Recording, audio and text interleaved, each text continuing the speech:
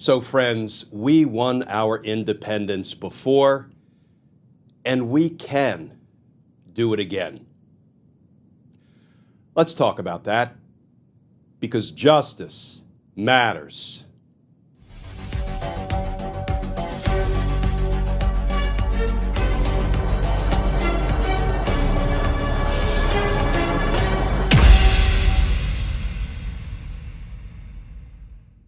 Hey all, Glenn Kirshner here. So friends, first off, happy 4th of July. Happy Independence Day. I'd like to do something a little different in today's Justice Matters video. So at least for the moment, let's put behind us talk of alligator Alcatraz and UFC cage match fights on the White House lawn and military birthday parades that dear leader throws for himself. And let's talk about independence from a wannabe king. You know, friends, we fought for our independence before, didn't we? And we won. We fought to keep the republic together, to keep the union together previously, and we won. And those fights of the past involved things like, men picking up muskets and muzzle-loaded rifles, stepping out onto open grassy fields, putting life and limb on the line, sometimes fighting brother on brother. But we fought before, whether for our independence or to keep our union together, and we won. And here's the good news, friends. Yes, we have one hell of a fight on our hands right now against the aspiring dictator, against the wannabe king, against the third-rate autocrat. But the fight we have ahead of us, hell, the fight we are engaged in presently, doesn't involve armed conflict, doesn't involve violence, but rather we have to use the tools of today to fight and win. And if I could drop a little teaser right here, we all have the tools necessary to fight and win. Each one of you has the tools necessary to get engaged in what is probably the most important fight of our lifetime. And at the end of today's Justice Matters video, I include a short clip of my recent interview with a true democracy warrior himself, Senator Sheldon Whitehouse. And he has some great words of wisdom and encouragement. He has some action items that he provides that, frankly, some of them I hadn't thought of. And if you'll stick around and watch that short interview clip, I think it will be worth your time and worth your while, because Senator Whitehouse gives you some great practical advice about how to get involved in this fight for independence, how to get involved in this struggle for American democracy. But I want to start today with a short passage that I read this morning from a remarkable historian, Heather Cox Richardson. Friends, I'm sure I don't need to tell you who Heather Cox Richardson is. She's a national treasure. And I have a feeling that's the first time I have ever used that phrase to describe anybody, but it fits her perfectly. Heather Cox Richardson is an historian who publishes a daily newsletter over on Substack and perhaps elsewhere. And what she does is she talks about the issues of the day that we are contending with. And she weaves in, episodes from our history that sort of teach us and tell us, how the lessons of the past can be deployed to the struggles of the day. And I'll say it again, she's a national treasure. If you can only subscribe, or you choose only to subscribe to one person over on Substack, can I humbly suggest you subscribe to Heather Cox Richardson? If you want to subscribe to a second person, feel free to subscribe to me over on Substack. Let me tell you, I don't put anything behind a paywall over on Substack. So if you hit subscribe, you can subscribe for free and get all of my content. There is a way to support my efforts and my mission and my content over on Substack, but you don't have to. You can hit subscribe for free, just like you can hit subscribe for free on YouTube. I never put anything behind a paywall. I'm not comfortable with paywalls, but I urge you to look up Heather Cox Richardson over on Substack. And the reason I want to start with a short quote from today's newsletter is because she's a hell of a lot more eloquent than I could ever be. So let me read from today's newsletter by Heather Cox Richardson.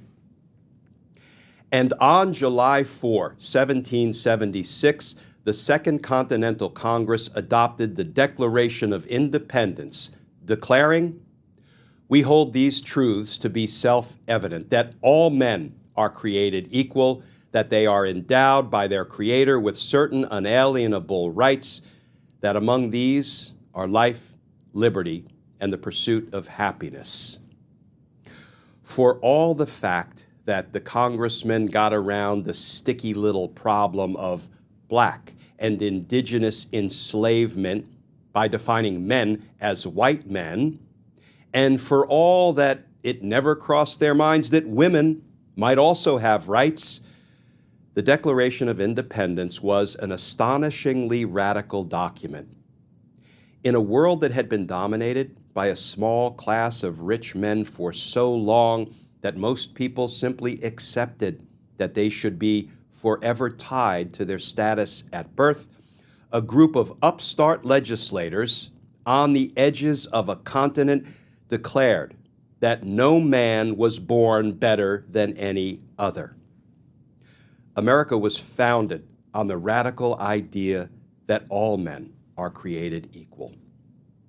What the founders declared self-evident was not so clear 87 years later, when Southern white men went to war to reshape America into a nation in which African Americans, indigenous Americans, Chinese, Mexican, and Irish were locked into a lower status than white Americans.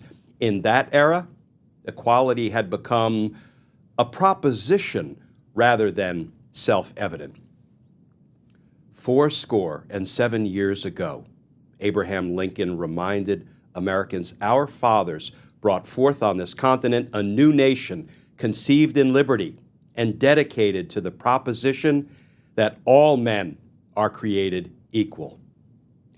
In 1863, Lincoln explained, the Civil War was testing whether that nation or any nation so conceived and so dedicated can long endure. It did, of course. The Confederate rebellion failed. The United States endured, and Americans began to expand the idea that all men are created equal to include black men, men of color, and eventually women. But just as in the 1850s, we are now, once again, facing a rebellion against our founding principle, as a few people seek to reshape America into a nation in which certain people are better than others. The men who signed the Declaration of Independence on July 4, 1776, pledged their lives, their fortunes, and their sacred honor to defend the idea of human equality. Ever since then, Americans have sacrificed their own fortunes, honor, and even their lives for that principle.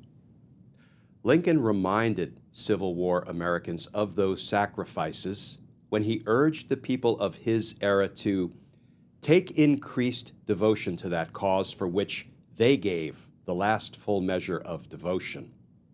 That we here highly resolve that these dead shall not have died in vain, that this nation, under God, shall have a new birth of freedom, and that government of the people, by the people, for the people, shall not perish from earth. Words to live by in 2025. So friends, I share that passage with a nod of sincere gratitude to Heather Cox Richardson for the work she continues to do to educate and inspire us all. But friends, one thing is indisputable. We fought for independence before, and we won. We fought to save the Union before, and we won. And it's time to fight again, not with violence, not with muskets, not with today's assault weapons, but with the tools that we all have available to us. Every one of us has these tools available, as this short clip from Senator Sheldon Whitehouse will highlight. So please give this a watch, and then we'll talk on the other side. Besides protesting, standing up, speaking out, what do you think the people should be doing? First, go to your phone, look at your contacts, find people you know who have a Republican senator, and ask them as constituents to call. Constituent calls matter. Protests are great. Constituent calls also really matter. Do that homework. Second, join stuff. Really important to join stuff. Good for your morale to be around other people, but together you can get done more. You'll find that when you're joined up with a group that is sympathetic to what you're concerned about, you get your own voice amplified. So use your contacts, join up. And the third is tell personal stories.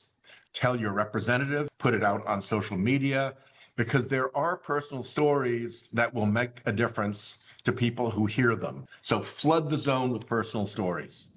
So friends, as Senator Whitehouse says, join stuff. It will help amplify your voice. It will make you feel good. It will help energize you. And tell personal stories all day, every day. Tell stories about how what the aspiring dictator is doing is hurting you, hurting your family, hurting your friends, hurting your neighbors. Flood the zone every day with personal stories. It doesn't matter if you have 2 followers, 200 followers, 2 million followers. Do it. And finally, friends, history proves that when we fight, we win. And our win will be a win for decency. It will be a win for the rights of all people. It will be a win for justice. And you know the rest, friends. Happy 4th of July. Please stay safe. Please stay tuned. And I look forward to talking with you all again tomorrow.